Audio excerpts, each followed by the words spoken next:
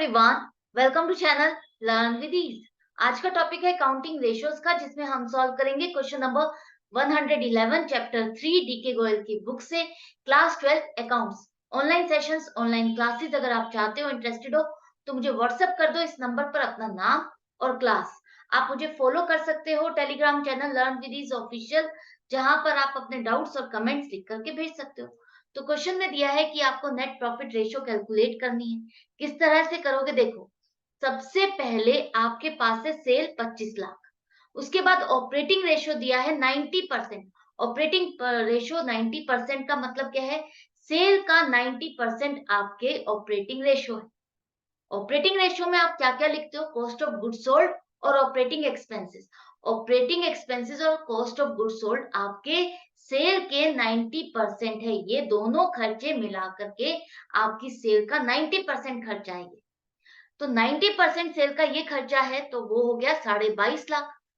अगर आप इसे सेल में से माइनस कर देते हो, सेल में से इस ऑपरेटिंग एक्सपेंस, सारे इस खर्चे को, डायरेक्ट और इनडायरेक्ट खर्चे को माइनस कर देते हो, तो आपके पास आ जाता है ऑपरेटिंग प्रॉफिट। कितना आएगा? 2,50,000, 2.5 लाख।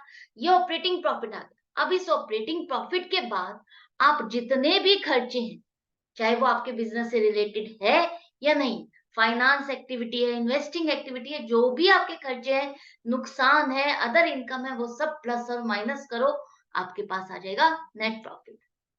तो नेट प्रॉफिट के लिए ऑपरेटिंग प्रॉफिट आ गया आपके पास 2.5 लाख। इसमें आप लेस करो 25,000, जो आपको एसेट बेचने पर नुकसान हुआ 25,000।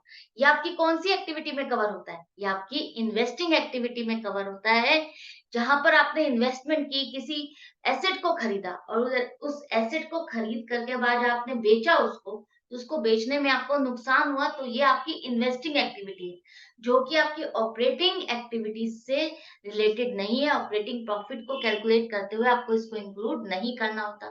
तो नेट प्रॉफिट कैलकुलेट करते हुए हाँ, हम इसको माइनस करेंगे 25,000। लॉस हुआ है तो माइनस कर दो। उसके बाद आपने इंटरेस्ट की पेमेंट किया, आपने कोई उधार में लिया है, लोन लिया है, उस पर आपने इंटरेस्ट की पेमेंट की 30,000। तो ये इंटरेस्ट जो आप पे कर रहे हो लॉन्ग टर्म बोरोइंग्स पर, ये आपकी फाइनेंस एक्टिविटी का पार्ट है, जहां पर आपने फंड्स को बोरो किया और उस पर आपको जो खर्चा हो रहा है, आपको ब्याज देना पड़ रहा है, वो आपका फाइनेंस एक्टिविटी में कवर होगा। क्लियर है? तो अब आप इसको भी लेस करो। नेट प्रॉफिट में से हम बचे खुचे सारे खर्चे और इनकम माइनस कर देते हैं और इनकम को ऐड करेंगे। इनकम है आपकी इनकम फ्रॉम इन्वेस्टमेंट, तो ये भी आपकी इन्वेस्टिंग एक्टिविटी है, जो कि ऑपरेटिंग वाले में आप इसको प्लस और माइनस नहीं करते। तो ऐड कर दो 40,000, 2,35,000। अब आपका नेट प्रॉफिट आ गया। नेट प्रॉफिट क्या है? आप चाहे कोई भी बिजनेस करते हो, अदर इनकम, मेन बिजनेस, जो भी आपकी इनकम है, वो टोटल हो जाएगी। जितने भी खर्चे आपके ड्यूरिंग द ईयर, बिजनेस से रिलेटेड या कोई और बिजनेस से रिलेटेड, सारे मिला करके आप उस सारे खर्चे माइनस कर दो, तो 2,35,000 आपका नेट प्रॉफिट आ गया। Net profit upon net sales. Net sales क्या होती है? Sales minus sales return. Sales return नहीं है, तो हम इसी को ही नेट सेल मान लेंगे 25 लाख। इसको आप कैलकुलेट करो, परसेंटेज निकालो, मल्टीप्लाइड बाय 100 करो, तो 9.4% आपका नेट प्रॉफिट रेशियो आ गया। मतलब कि आप अपनी सेल का इतना परसेंट नेट प्रॉफिट अर्न करते हो। आई होप आपको अच्छे से समझ में आ गया, कोई कंफ्यूजन नहीं रही है।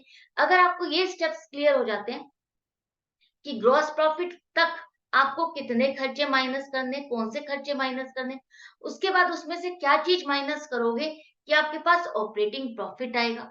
ऑपरेटिंग प्रॉफिट के बाद नेक्स्ट स्टेप आपका आता है नेट प्रॉफिट, जिसमें आप सारे खर्चे माइनस करते हो और सारी इनकम ऐड करते हो। जो भी आपकी एक्स्ट्रा ऑर्डिनरी इनकम्स हैं वो प्लस होगी, जो एक्स्ट्रा ऑर्डिनरी आपके खर्चे हैं वो माइनस हो जाएंगे, या अदर एक्टिविटी से रिलेटेड खर्चे या इनकम है, वो भी प्लस और माइनस होकर के आपका नेट प्रॉफिट आता है। और यही आपको रेशियो कैलकुलेट करना है। तो आई होप ये क्वेश्चन अच्छा लगा होगा, समझ में आ गया होगा, डाउट और कंफ्यूजन नहीं रहा होगा। फिर भी अगर रह जाता है तो आप मुझे कमेंट सेक्शन में लिख करके पूछ सकते हो। मैं मिलूंगी आपसे नेक्स्ट वीडियो में नेक्स्ट क्वेश्चन के साथ। Good bye and take care.